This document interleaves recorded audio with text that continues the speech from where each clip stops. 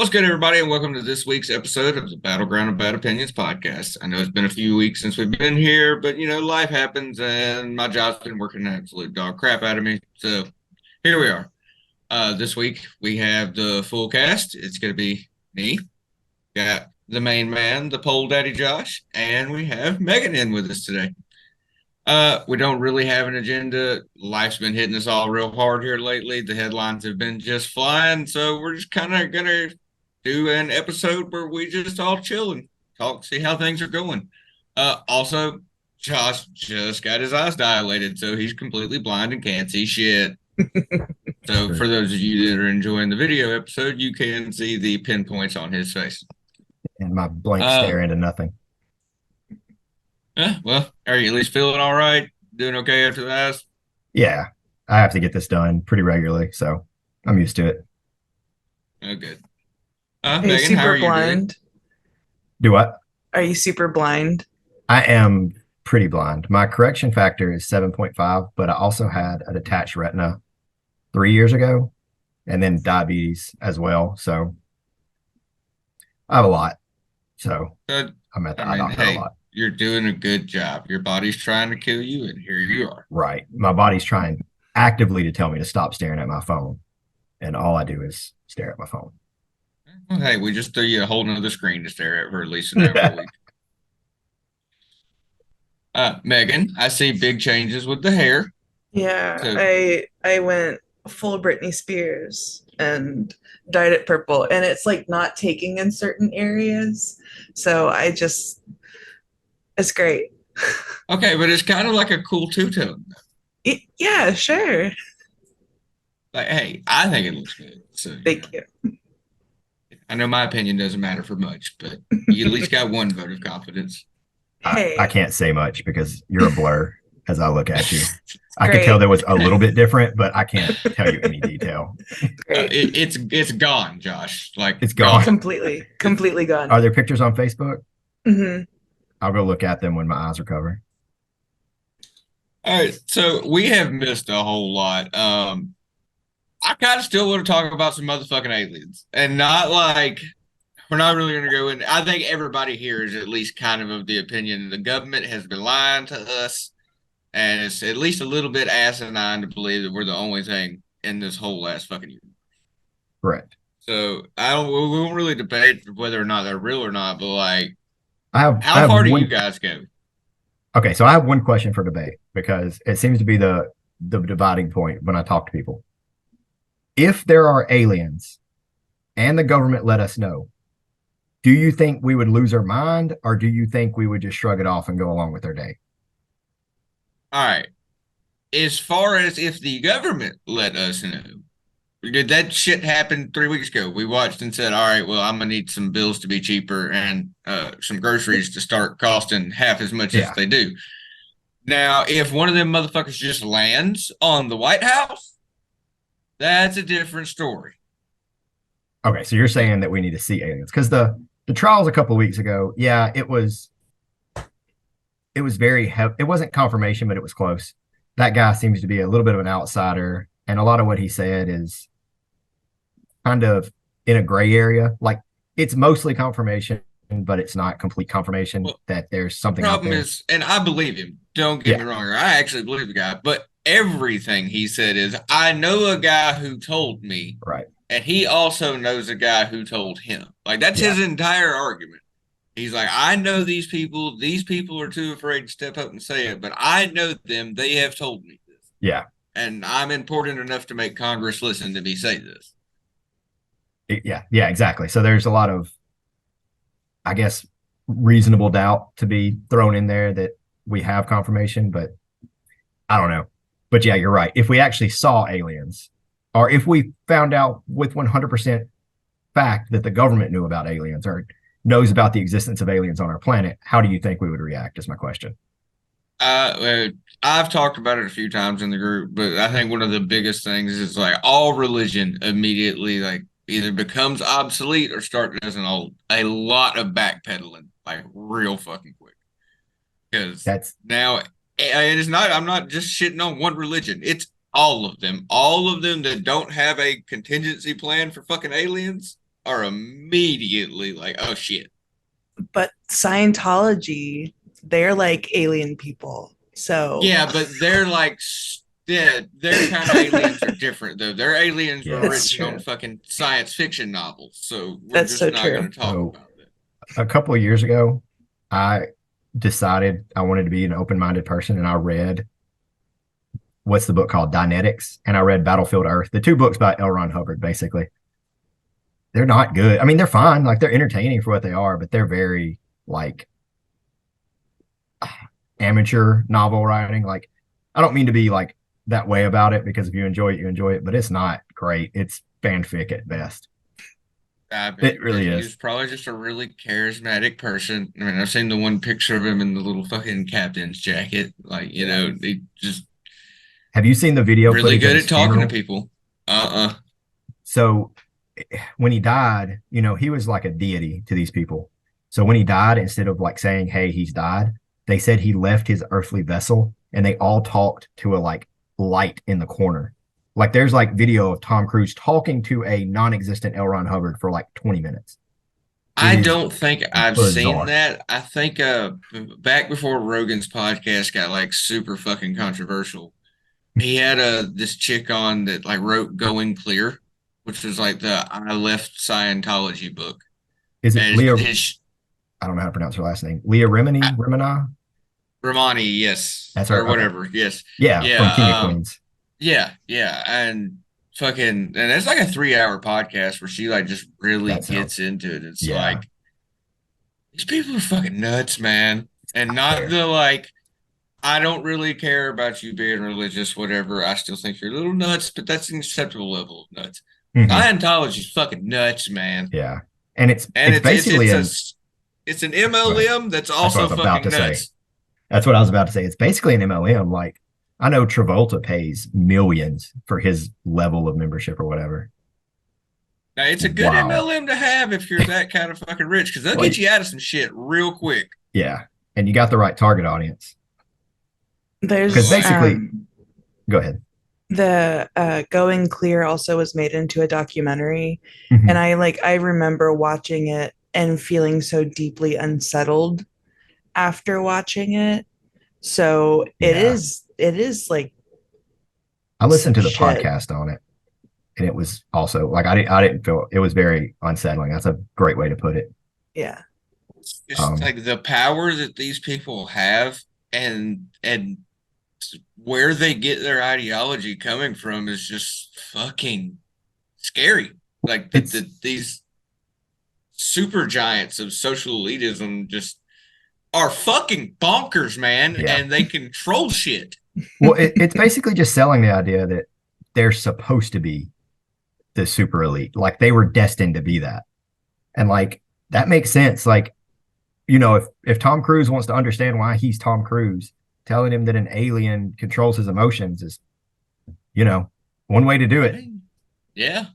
One of my favorite Scientology stories is if you look at Will Smith's career, he his career, like his movie career, if you look at his filmography, he was good until literally halfway through the movie Hancock. And that was like when he joined Scientology and when he Oh became like shit. full on Scientology. Like the second half of Hancock sucks, and everything he's done since then has been, mid at best. But if you look before Hancock, like you got Pursuit of Happiness, I Am Robot, Men in Black, I Am Legend, and then halfway through Hancock, the movie turns into something completely different. And then after that, you got After Earth and Seven You think it's Pounds something and that happens when they strap you to the little fucking machine with the crystals and Seven something. 7 pounds was an incredible film. It was really, really good. Oh, it I like think it it was made just me the sob. emotions. Oh, it Yeah. made me Oh, it's sob. definitely emotional. Yeah, I don't it think I've is. watched a Will Don't. Smith movie like intentionally since like I Am Legend. I'm sure I've seen one. I'm not saying they're all shit, Yeah. but like I can't think of one off the top of my head. I'm also stoned right now, but that's besides. I will say, I just forgot them. A Men in Black 3 is better than people gave credit Yeah, for. it's not It wraps bad. up well. Yeah. No, But like it's not Men in Black 2. Not bad.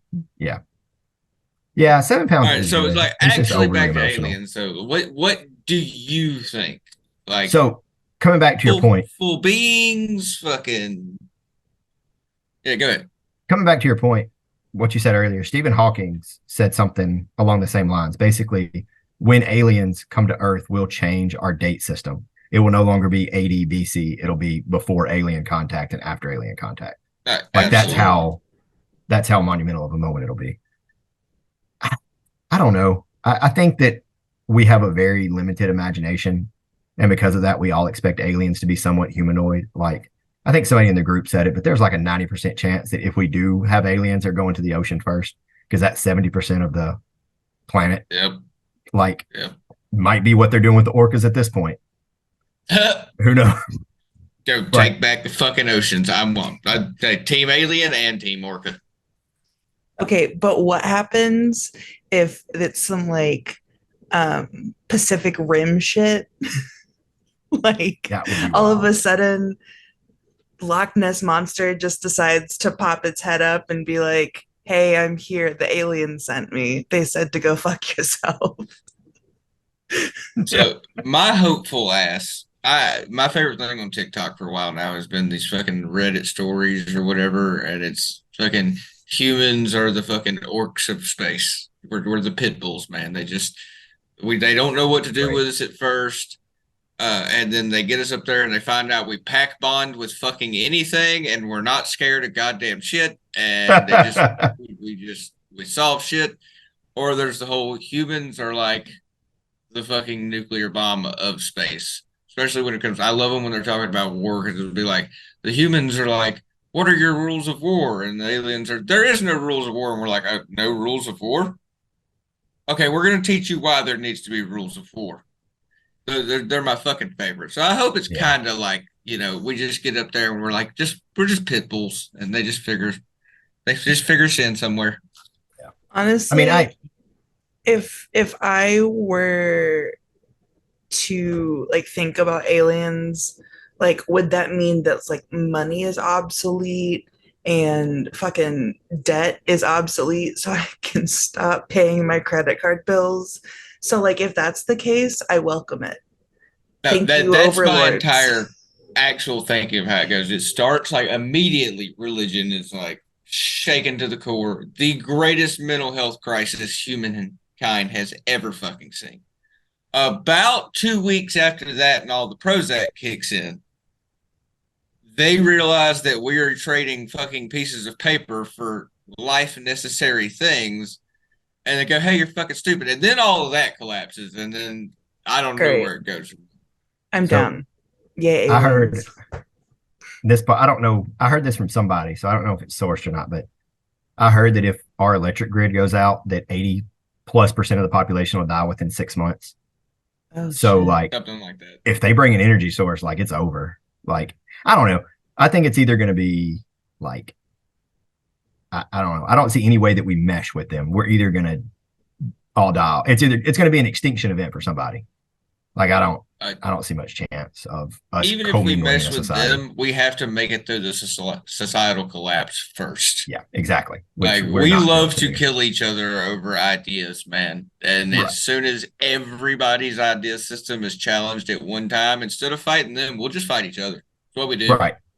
I mean, we had a disease with a 99% survival rate that nearly wrecked society completely.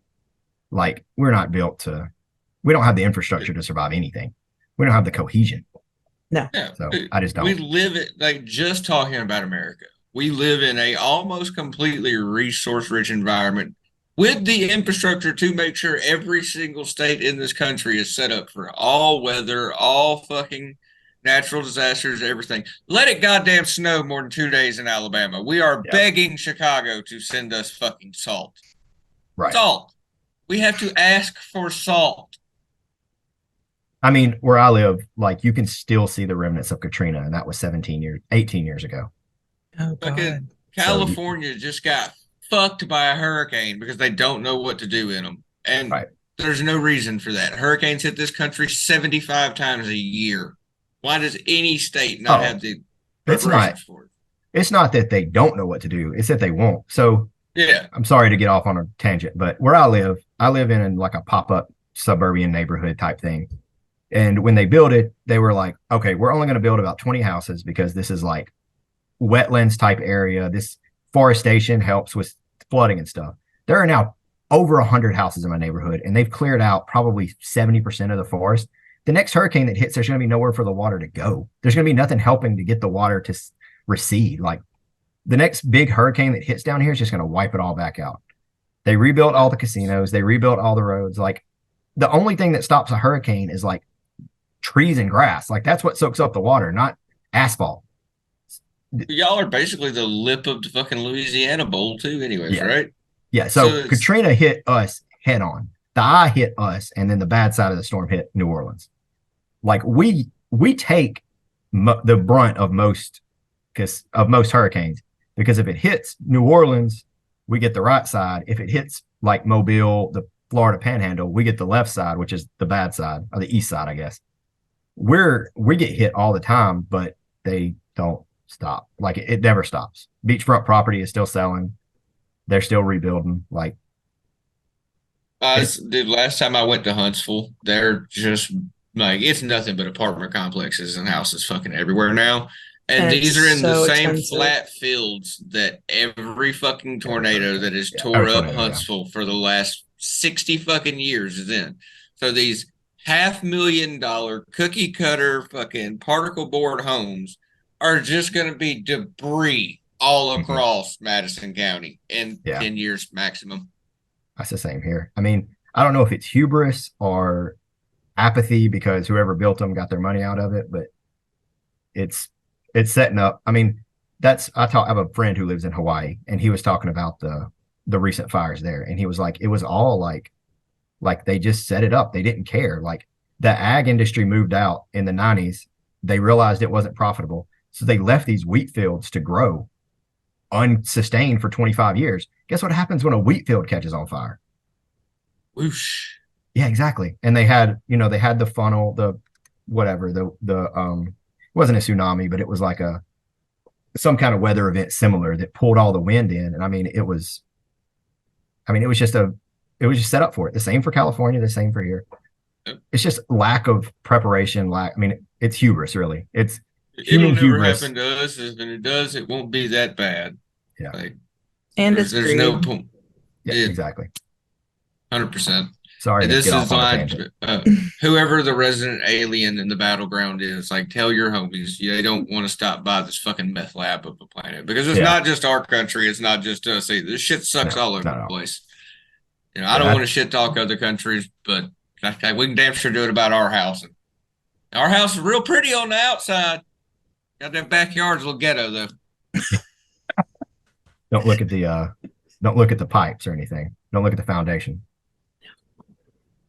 But that's where I'm at with aliens. Is if they show up, we're doomed. Like we're just not prepared. We're not prepared for as long as it's somebody on a TV telling us about it. I mean, we're just past giving a fuck, man. Like it's fun to talk about, and that's about it. And think about that for a second. If something shows up, if something shows up to try to end human life, like all the people in power are going to act in a completely selfish manner. And like we know that. We're aware that like the news stations are going to be pushing whatever paranoia they can to try to get their last dollars out of it. And the politicians are going to be trying to protect their image. And like, we got nothing. I'm fixing to derail us again. I mean, people ask what happened to like our sense of patriotism or unity or whatever. That right there. We know it doesn't fucking matter anymore, dude. When I was a teenager, and yes, we're all a little stupid when we're teenagers shit, man. I was all gung-ho for this country, wanted to go into the military, all that. And like, my 20s have done nothing but show me not doing that was a good, like, moral idea for me, because I just don't give a fuck. And I'm still happy to be an American. This is still the best place probably to be born in the fucking, like, on the planet. But like, nobody gives a fuck about us anymore. We're the little guy. It's like that stupid fucking country song the dude wrote that was real great until he started talking about fucking fudge rounds. Like, why do you care? Because they goddamn sure don't. Yeah, he walked right up to the point and then turned around. Like, just got as close as he could. But yeah, I think that's the problem with patriotism, is that we've been told that patriotism is something it's not. Like, I don't know. I'm not a philosopher or anything, but, like, I love my kids. I'm going to be critical of them. Like I'm going to hold them to account. Like it's not patriotic to turn a blind eye to every problem you have. It's not. That's not accomplishing anything. That's not what's best for anybody. And that's what patriotism expects is blind ignorance. It's interesting. Like I've listened to podcasts on like the turn of country music after 9/11 and how it went from like basic country love songs and story songs and things like that to like gung ho on like country, and it hasn't ever been the same since. So It went from fucking like American flag music to bootlicker music so I have a theory in on that. 6 years. I have a strong theory on that I think about a lot. I've heard this theory, but I want you to tell this theory. I don't think it's 9/11 that changed country music. Oh, really? I think that's a red herring. 9/11 happened, and yeah, Alan Jackson put out Remember When, Toby Keith put out Boot in Your Ass or whatever it's called. All those songs came out.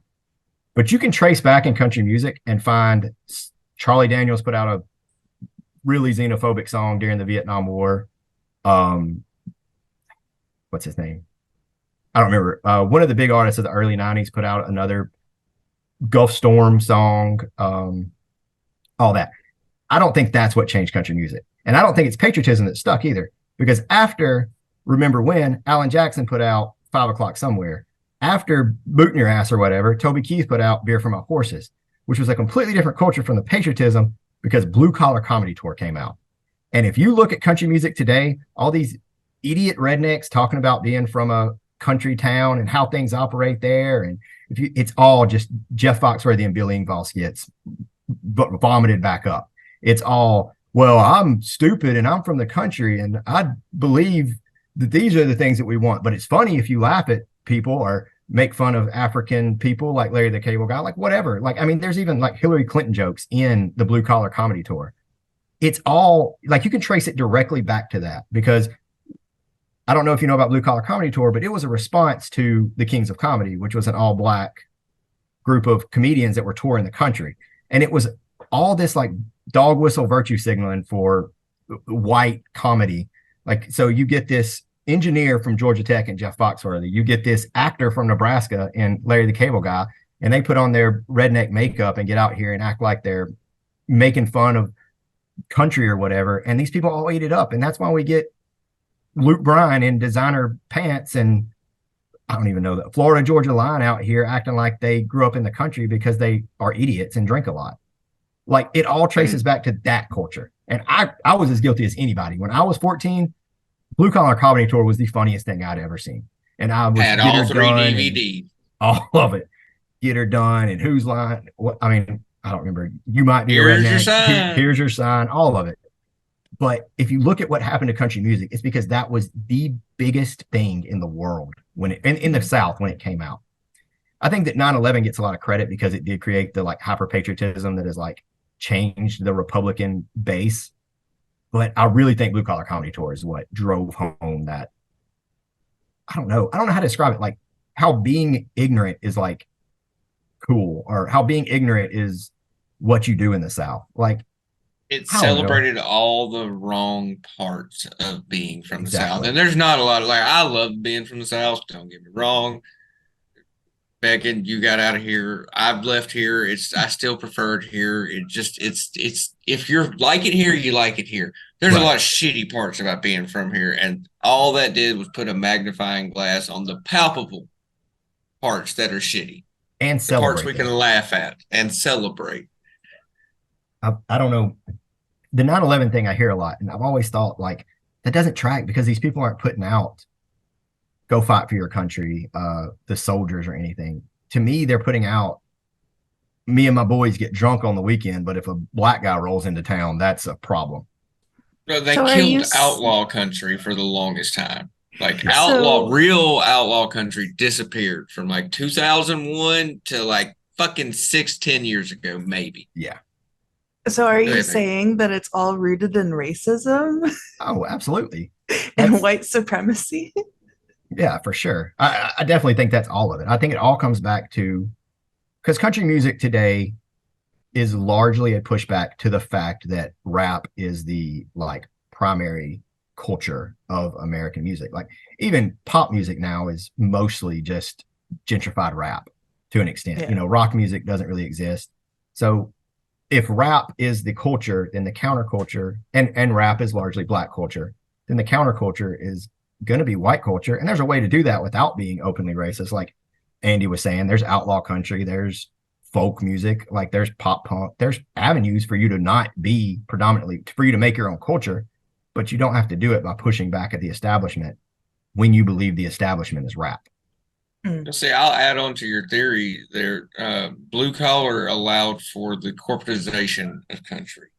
That's when you saw Nashville get taken into the fucking corporate chokehold. And now there's no longer the guy that plays at the bar for nickels a night that finally had that song get discovered.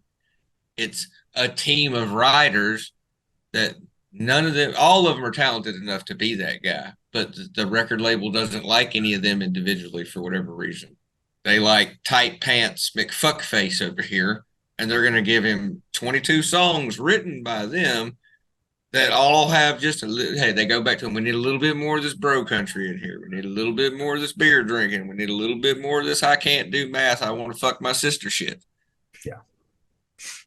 It's so interesting, like hearing all of this because it like puts things into perspective. Like, damn, my perception of a lot of things isn't like has so much history behind it. Because in my head, I was like 9/11, that's when shit got like really spicy. But like now that you mentioned that, I was listening to a podcast about we've always had music, but the evolution of music, especially in this country, came from like Black influence. And it's so interesting because like you don't think about that type of stuff. You're like, oh yeah, like music is just a thing. But when you go back and like see the history of it, it's so interesting. I feel like we should do a teach Megan something section because I am trying to be as understanding of the world as possible and not be as cynical and all of that. And this like just like I don't know, I like learning things and this is great. I like learning too. I'm far from the person to be teaching though. That's just one thing that I've kept on my radar for a couple of years. Cool. But yeah, you're right. It's just in particular country music and like the music industry is something I've kind of just been like observing and not I haven't really been putting effort in. It's just been I fell into indie artists and then a couple in particular really like exposing Nashville. So I learned that like most people don't hate country music; they hate the current state of Nashville. If they hear country music from the night on TikTok, country music from the '90s is fucking massive. It's all kinds of people from all different cultures that would my mama playing this song back in '93. It still slaps today, but you don't see that shit about 2000s country because it's when it got hijacked by corporations and bullshit. Right. And even the corporations of the 90s, like I'm not here to pretend like Garth Brooks was some indie artist, but in 92, he put out a song and now I'm completely forgetting the name of it. We Will Be Free, I think. And it was about like him responding to the Rodney King riots. Like, could you imagine a country song from the biggest artist about something like that now? People don't realize that I'm gonna throw in a YMH Easter egg here. Where are the bodies, Garth? But Garth Brooks has been woke as fuck forever. Oh yeah. He just doesn't make a big deal about it. He just casually talks about normal fucking things in his normal fucking songs. I don't mean to derail this into something about me, but can we talk about how hard it is to find Garth Brooks songs on the internet? Like he doesn't stream anywhere. Nowhere. Fucking nowhere. You can't find them on YouTube, not on Spotify, nothing. You can find really good covers, but that's it. That's it. I ended up paying $30 for a greatest hit CD on Amazon to put in my car for when I want to listen to Garth Brooks only. That's because he's not part of the fucking machine anymore, man. Yeah. he doesn't play ball with them, and so Yeah, evidently he's doing like Vegas shows right now, but like he's so interesting. Like, do you know about like the Chris Gaines like era? not really. Mhm. So for 3 years in the late 90s, when Garth Brooks was the best-selling artist in the world, he stopped being Garth Brooks and started pretending to be a guy named Chris Gaines, which is like the Crow level goth, like alt rock guy. And he told nobody who it was. He just pretended to be Chris Gaines because he was tired of being Garth Brooks. The fuck? That's so cool. I'm not kidding you. He put out a couple CDs and everybody was like, this sounds like Garth. And then it finally got exposed. He's like, yeah, that's me. I just wanted to do something different. I mean, to each their own, and like artists do that shit all the time, but Yeah. It would be the it's a hell equivalent of a of, swap there. yeah, it'd be the equivalent of Taylor Swift like fronting a rock band for the next 3 years. Oh, I got a good one to derail us. Apparently, Taylor Swift is a piece of shit too. In what way? I've heard rumors for years. I don't know enough about this. Swifties, you're gonna attack me now because I've said this anyway, so bring it on. But like, apparently, she was like associated with somebody and doing fucking like Nazi flag photos and What? You know what? Let me Oh. do a quick. Her boyfriend. Yeah, some shit like that. Yeah. So And like, I don't know. It's a whole like I fell into like a small rabbit hole of uh former Swifties that are people of colors that are like are cannot enjoy this entire new Eras tour and all the new Yeah. drops and what because of some shit and you know it's a fucking early morning TikTok splurge, but like it was enough of it where I was like, oh, this is like a thing, I guess. yeah. No, there's a whole like Taylor Swift pushback. So the guy you're talking about is Matt Healy. He's the lead singer of the 1975, and he is a giant piece of shit. And I don't understand why everybody forgives him. One of my favorite musicians is Phoebe Bridgers. She is like reportedly maybe dating him now, but like you said, he openly spreads Nazi propaganda. He's been seen doing Nazi salutes. He has like a white supremacist like podcast type thing going on. He's just a absolute shitty person. Yeah, real quick timeout. There's a difference in dating somebody who is a shitty person that's kind of closeted about it. Maybe you find out about it later. You're already in love, but eventually you know you're not with them anymore. You don't give that person really shit for that. But you fucking date an open Nazi. Yeah. If you sit at a table with Nazis, Game over. Right. Well, so, and Matt Healy, you know, the 1975 is a really popular band. He has a lot of people that defend him and say that he was just young and dumb and doing stupid stuff. But like, there's a pretty extensive track record here. And like, so I don't know if y'all are in the Taylor Swift Battleground group, but I am not in Taylor's version. they recently did a worst Taylor Swift boyfriend, worst Taylor Swift ex tournament. And it came down to Matt Healy versus John Mayer, as it should. John Mayer was 32, dating Taylor Swift when Taylor Swift was like 18. John Mayer sucks. And I'm not defending John Mayer at all.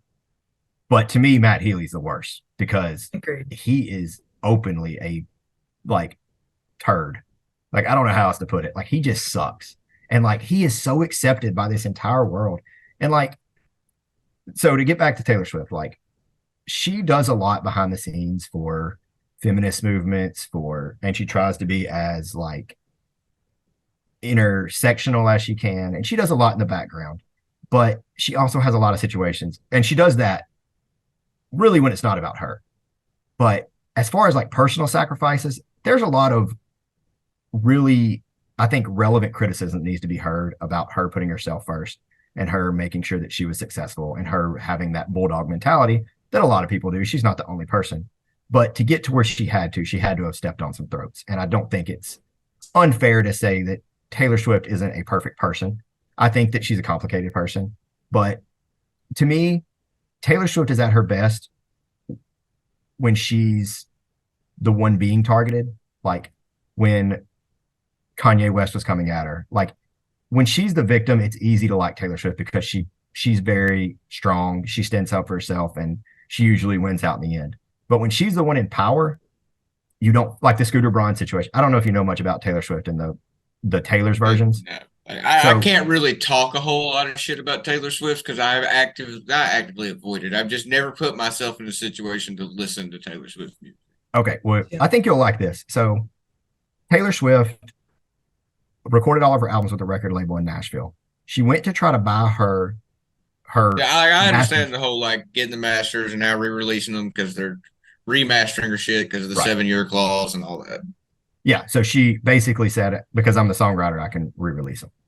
So that's awesome. Like, I love to see stuff like that. And when Taylor Swift is taking on like the music industry, that's awesome. Like, that's cool. But when you hear Taylor Swift about like compared to like, I think she had a controversy with Ice Spice recently. Like, I don't know. I think Taylor Swift gets a little too much forgiveness because she does a lot of really good, but I don't think she's held to the same accountability as other celebrities on her level, which, full admission, isn't many people right now. I think that she kind of gets a pass for the good things she does and isn't as responsible for what else she could do, if that makes sense. Yeah. It's kind of like Doja Cat right now is getting dragged Yeah. because she's like, I mean, I understand artists are like I don't feel like artists owe their fans anything, but like it'd be cool if you were like kinder to them because they, helped elevate your music by like talking to another friend about it or like taking friends to shows or whatever. But at one point she was like, I don't know you people. Because somebody was like, just tell us that you love us. And she's like, I mean, she could Yeah. have just been like, yeah, I love you guys. But she was like, I honestly don't know you. And I think that's fair considering the amount of growth she's had over the last, like, I don't know, less than 5 years and still understanding like how to deal with people and like what type of person she wants to be in the spotlight. But she's getting so much flack right now in a way that like Taylor Swift never got. And it's kind of telling. Well, there's also, the whole that's got a big obvious sign on it. You got Doja Cat versus fucking blonde haired, blue eyed Taylor fucking Swift. Yeah. Not gonna. Our shitty society's gonna let one of those get a pass just off rip. Right. I haven't heard that about Doja Cat, but that's really interesting. It really gets into how much access I we thought have you were to gonna go into celebrities. something completely different because I saw some people attacking Doja Cat for fucking satanic imagery recently, just because she did Yeah. some get up in a fucking music video. Like, who gives a fuck? Right. That's a different group of people altogether. They're not on my. I don't like to have those conversations with them because Well, like, it was weird because it wasn't that group of people that I saw. Okay, the person that I saw posting it wasn't from generally that group of people. I said, "Damn, this is odd." Yeah. You're a scripper. Why are you? Hey, I'm just saying. All right, so we can't get too long-winded today. We're all busy as shit still, unfortunately, and I think Megan's fixing to get run out of her place by a fire drill. So let's talk about the group a little bit, since that is why we're here. Dude, the ringtone raps one has been a nostalgia ride. I know we just finished it up. I love the winner, but like, Yeah. I like the way that you pick these because some of them aren't necessarily from the era that all the others were, but they were still kind of fitting in there those ringtones. I don't think any of us have had our phones off of silent since 2012, but Right. God, what a time to be alive. Justice Yeah. for DMX. So yeah, I thought that was a really fun one too. And I went back and forth on including Outkast and Eminem and the bigger artists because that wasn't really what I was going for, but I'm glad I did because those were good songs to play to. They were stuff you would hear on people's phones, man. Right. But yeah, I enjoyed that one because when I was younger, I was a pretentious asshole, so I didn't appreciate that music for its era. I was I always didn't either. Yeah, exactly. I was just always into my little emo stuff and always thought that stuff was silly and not heavy enough. And I'm glad I've been able to, as I go older, go back and appreciate how much fun that stuff was. See, I didn't get into heavier stuff until after that era. So ringtone nice. rap was, dude, my phones had them all. I vividly remember sitting in my grandmother's living room and I had just left the phone sitting up on the damn dining room table, not thinking about it because this is before we had to have our phones glued to us 24/7, and I forgot the damn thing was on loud, and my ringtone was "BME, motherfucker, get your mind right, bitch" from Money in the Bank, and someone texted me, and I immediately got in fucking trouble for that one. Right. That That's I would great. set the different ringtones for different people. Like songs back then, one of the cool things about music from that era is it wasn't just good one-liners or good quotables. It was entire sound bites of songs they were all Yeah. perfect sound clips. Yeah, it's really interesting because the beat mattered a lot more back then, but like you had to have like that clip because I mean during that time, like Billboard even put out a ringtone chart to track how big ringtones were. That's how much of an industry they were. And like it's really interesting MTV to hear. Jams. Yeah, exactly. I mean, it's just it was really interesting because you got to see a lot of people be really inventive with ways to do it. I mean, I'm not here to act like Soldier Boy is like Beethoven or anything, but being able to come up with something like Crank That and to get it out there, or This Is Why I'm Hot, any of those songs, like that takes a level of inventiveness to not only write a whole song, but to know that you have this clip right in the middle that's gonna hit with the right people. So another really cool, real quick, interesting thing. Ringtone rap led to what I think is my favorite. I'm not gonna say the greatest, but my favorite era of rap, which was supergroup rap. Right after ringtone rap is when you had DJ Khaled get real popular. And Mhm. because of DJ Khaled, you saw this fucking trend across rap for a good 2, 3, maybe even 4 years, where you would get Lil Wayne, Plies, Akon, T.I., Ace Hood, fucking Gorilla Zoe, all on the same song. There was like 30 of these that Yeah, are and just like all the biggest, best rappers laying their best 16 bars down. and like there was a hierarchy to it too. Like you knew that the best rapper was going to go last, the second best was going to lead off. Like, what's the big song with Eminem? I know that there's one with like Lil Wayne and Oh shit! You're thinking of Forever with Drake, where Eminem just fucking kills it at the kills end. it. Like Yeah, every exactly. he even Right. talks That was about it in the one of his not I think 2 albums ago. It was like even if I stole the show, sorry that I took forever. Mhm. Oh wow, that's good. But yeah, like you're It's right. That era of music was great because that was all these. I mean, all these artists coming together. And you're right. You had the DJ Khaled, Timbaland was another one that was producing these things. yes. All those like you had these, like you said, super group coming together and putting out these songs.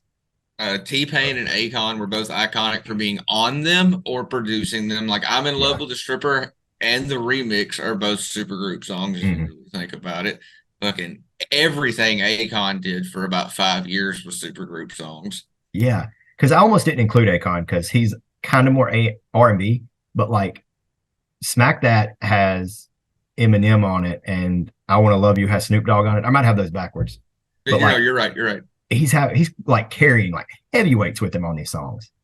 And then if I'm not Yes, mistaken, he's also the one that signed Lady Gaga I way back think in the you're day. right. I Because I think want to you're right. say that Just Dance starts off with the convict music, which is wild to think that's how her career started.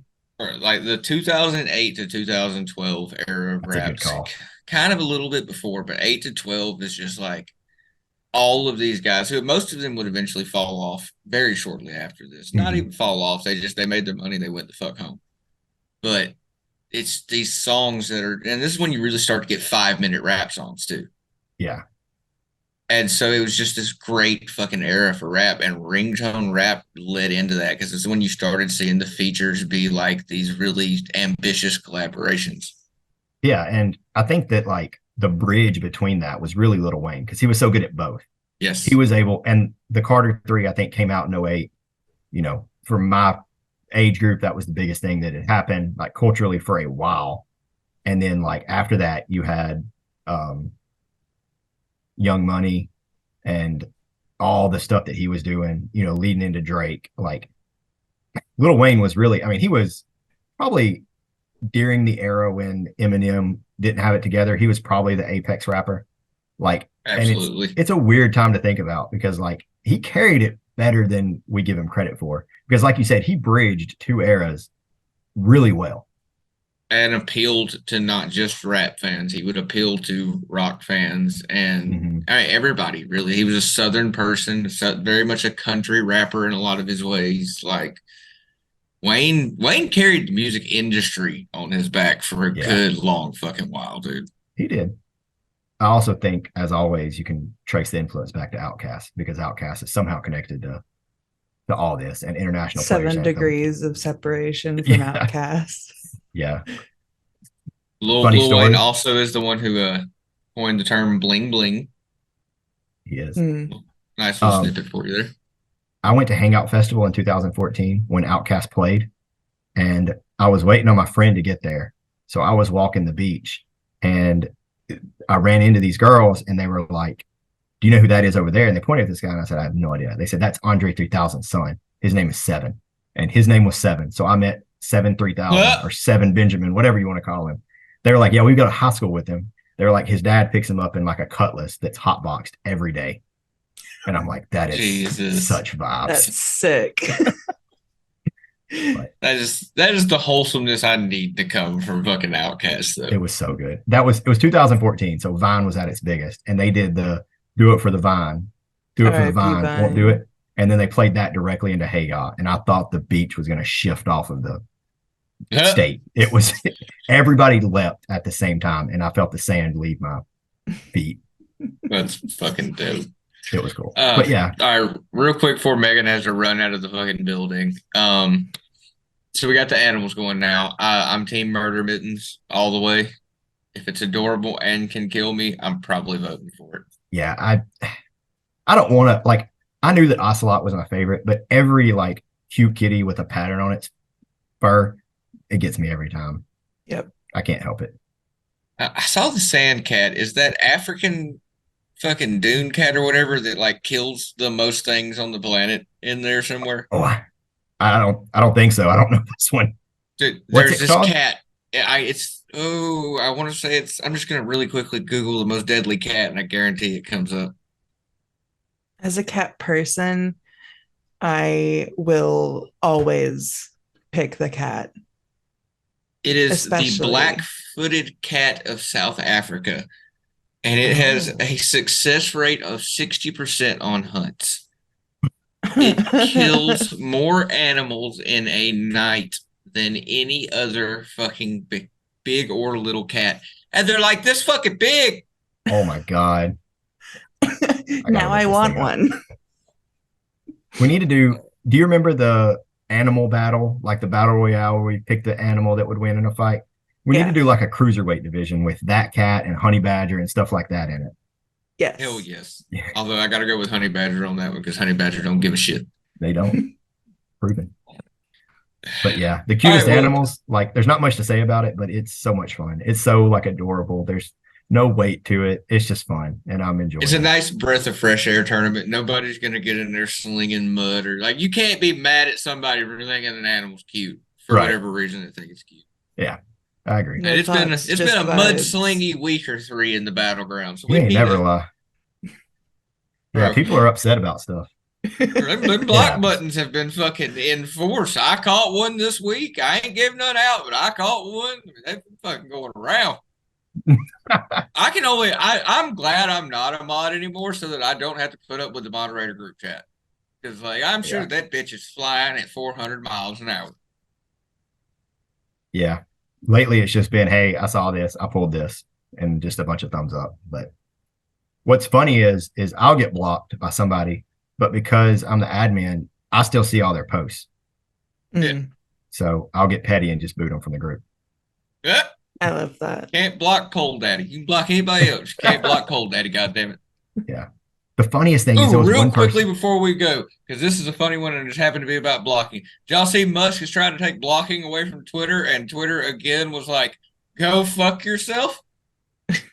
That's really problematic. Like, how are you that's not gonna work. So you actually can't do it. It's like to be on the App Store and the whatever Oh, y'all's that makes Apple bullshit is. It is required. You have to have the ability to block somebody on a social media platform. Okay. So he's That's talking good. to the side of his fucking neck again, and Yeah, he he might be always able to is. do it, but then he'd have to pull the apps from all the phones everywhere. Which But I about still contend is his end goal. His end goal is to kill Twitter, and everything that he does is set out for that goal. I guess the current theory is he found out he's the most blocked person on Twitter. And also, like right around the time he bought it, everybody figured out that you could just like block Coca-Cola and all of the fucking brands, and then therefore never see their fucking ads anymore. I used Which to leads block. to you getting to some really like cool, weird fucking ads from the people that you haven't thought about blocking. I was But about to say I used to do that. I used to block the ads that I got tired of seeing over and over, and it did not make the content better by any means. You were still going to get ads, like you said.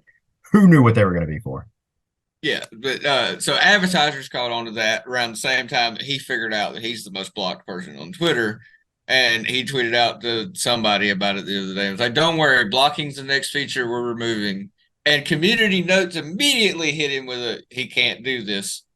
And then someone was like, dude, you got ratioed by your own community notes. He went, the community note's been removed. And that got a community note that said the community note has not been removed.